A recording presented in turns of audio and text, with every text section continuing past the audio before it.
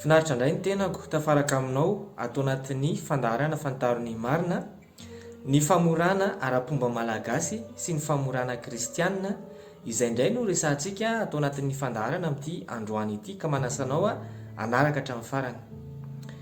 Ny famorana moa dia tafiditra ao anatin'ny fombantsika malagasy izay efa fanao hatramin'izay ilay izy ary raha jerevana ny ara-pahasalamana dia zavatra mahatsara ny fahasalamana ny famorana raha resaka ara-medikaly sy ny resaka ara-tsiansy dia mahatsara ny fahasalamana ny famorana ny lehilahy izay tsy dirako lalina angambany amin'izay resaka fahasalamana izay fa mitondra soa zany ny fanaovana famorana dia tsara ihany koa ny mahafantatra fa ny famorana dia tsy isika malagasy no namorona ny famorana fa efa nisy taloha lavitra ela be izany famorana zany. Raha tsy mijery fotsiny tsika no anaty baiboly rehefa nanao fanekena tamin'ny Abrahama Andriamanitra ao amin'ny Genesis toko 17 nahitantsika an'izany dia ny famantarana an'izay fifanekena nataon'Andriamanitra tamin'ny Abrahama zay dia ny famorana ao amin'ny Genesis toko 17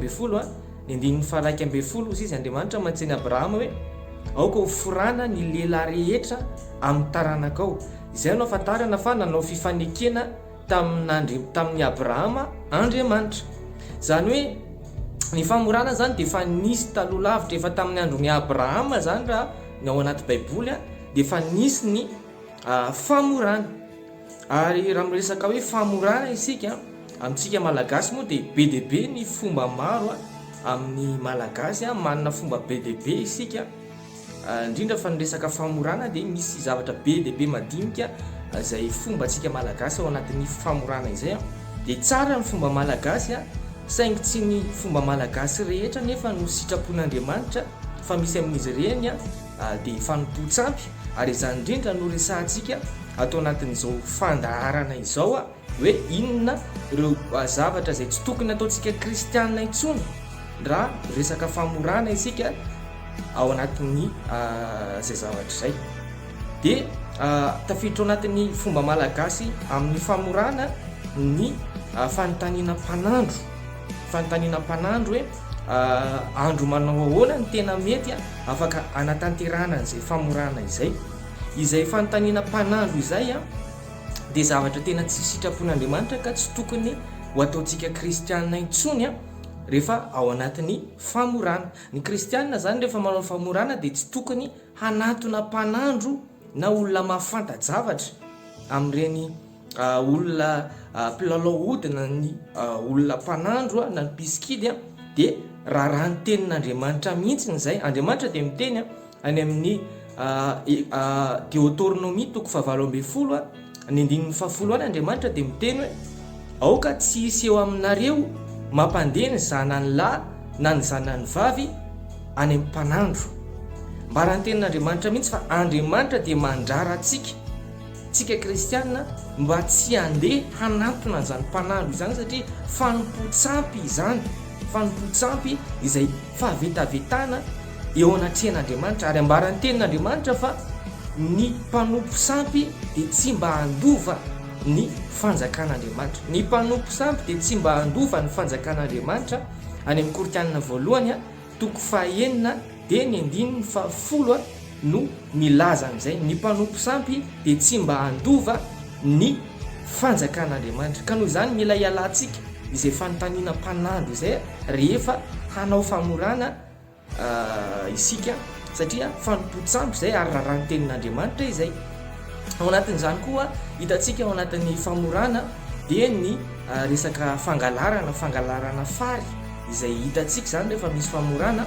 Ny fangalarana koa dia tsy sitrapon'Andriamanitra. Mety fombantsika malagasy tokoa ilay izy ary mety misy dikany na heviny ilay izy amin'ny fomba malagasy fa ny ao anaty baiboly no ifotorantsika amin'ny maha-kristianina tsy maintsy mijery foana antsika hoe mifanaraka amin'ny tenin'Andriamanitra ve ilay zavatra atao sa tsy mifanaraka na dia fomba malagasy ary.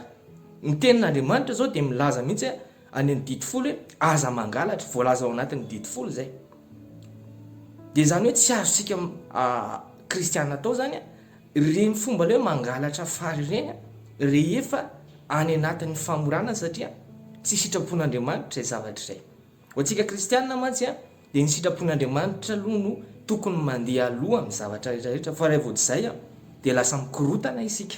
Zavatra anankiray koa izay hita ao anatin'ny famorana dia ny fety ny baolina zany raha ataontsika hoe izay ilay fomba filazana azy, ny baolina dia tsy ninona zany fa ny fimamoana, ny fisotroana sy ny fidoroana maro samihafa izay tsy sitrapon'Andriamanitra izany zavatra izany, satria Andriamanitra dia mandrara ny resaka fimamoana. Ozy izy ny ten'Andriamanitra hoe ny mpimamo ozy izy dia tsy mba handova ny fanjakan'Andriamanitra ihany koa. Amin'ny Korinthianina 2:9 teo ihany no milaza an'izay ny mpimamo dia tsy mba handova ny fanjakan'Andriamanitra. Noho izany mila tena mitandrina isika kristianina fa tadidio tsara fa mila mifanaraka amin'ny sitrapon'Andriamanitra foana ny zavatra rehetra ataontsika. Isika kristianina dia afaka mifaly, afaka misotro, afaka mihinana, afaka mifety isika, saingy ny resaka fimamoana, ny fisotroana alcool dia tsy ao anatin'izay sitrapon'Andriamanitra izay. Fa ozy izy ny ten'Andriamanitra any amin'ny Korinthianina any hoe, any amin'ny Korinthianina 1:10 hoe na mihinana ianareo na misotro dia atao vovoninahitran'Andriamanitra avokoa izany rehetra izany. Amin'ny 2:3 no misy an'izay. Ka izay zany ny famorana izay sitrapon'Andriamanitra dia ny fitandremantsika mba tsy hisy an'ireo zavatra anankitelo izay niresahana teo ireo. Mety mbola misy zavatra hafa fa anjarantsika no mijery hoe sitrapon'Andriamanitra ve ilay zavatra ataontsika sa tsy sitrapon'Andriamanitra. Fa raha manatanteraka ny sitrapon'Andriamanitra ianao dia ho ankasitran'Andriamanitra sady hitondra filaminana sy fiadanana ao amin'ny fiainanao zany.